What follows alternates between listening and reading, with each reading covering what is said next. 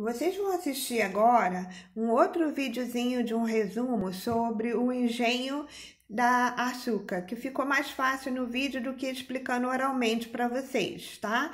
Como foi que aconteceu o processo da mão de obra do engenho de açúcar e como foi que aconteceu a chegada dos portugueses até eles reconhecerem que o produto era de grande importância para que eles pudessem render mais frutos econômicos, ok?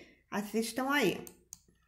Depois que os portugueses chegaram ao território que hoje é o Brasil, algumas décadas se passaram antes que seus governantes se interessassem por estas terras, pois julgavam o comércio com o Oriente mais lucrativo.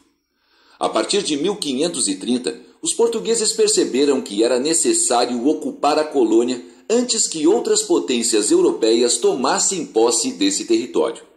Para isso, o cultivo de cana-de-açúcar, um produto muito lucrativo na época, tornou-se a solução. A produção de açúcar na colônia permitiu a ocupação do território e a possibilidade de atrair investidores e render lucro para a coroa portuguesa.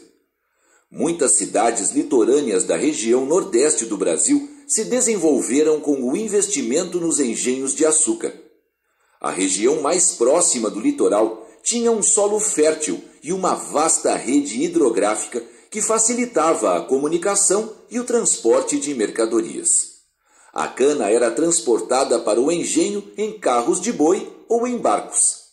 Os rios eram fundamentais para toda a produção açucareira, uma vez que neles era realizado o transporte da cana.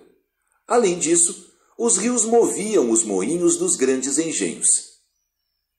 Inicialmente, atribuiu-se o nome engenho para as instalações nas quais a cana era processada e transformada em açúcar. Depois, esse termo passou a designar o conjunto da propriedade açucareira, incluindo a própria plantação de cana. As atividades nos engenhos eram coordenadas por trabalhadores livres, que fiscalizavam o trabalho dos escravizados. A primeira etapa de produção do açúcar era a moagem, feita logo depois de a cana ser limpa e preparada. A moagem podia ser realizada por engenhos movidos pela água, os denominados moinhos d'água, por animais, como cavalos, burros ou bois, e por pessoas escravizadas. Aqui temos a representação de um engenho d'água. Da moagem, obtinha-se o caldo de cana, ou sumo, que seguia para a casa das fornalhas. Lá era cozido em grandes tachos e caldeiras de cobre. O resultado desse processo é chamado de melaço de cana, um líquido espesso e com menos impurezas. O melaço era colocado em vasos de barro com forma de sino. Além da abertura superior, esses vasos tinham um pequeno buraco na base. Na casa de purgar, esses vasos eram encaixados em mesas para que o melaço escorresse aos poucos, e assim apenas os cristais de açúcar ficassem no recipiente. Esse processo era chamado de purga, que significa purificação. Depois de escorrido o melaço, o açúcar dos vasos passava pelo processo de secagem e geralmente era colocado ao sol.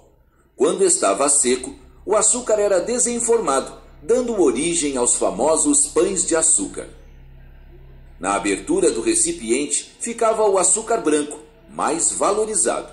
Na ponta do pão de açúcar ficava o mais escuro, o mascavado, que era mais barato.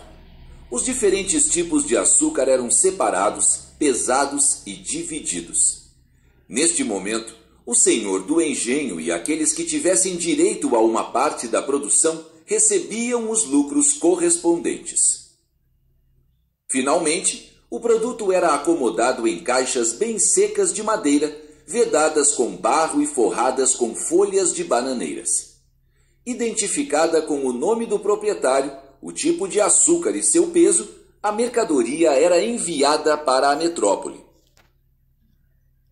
O trabalho nos engenhos de açúcar e na lavoura era muito pesado, e a maioria da mão de obra utilizada era de pessoas escravizadas, negros africanos ou nascidos na colônia.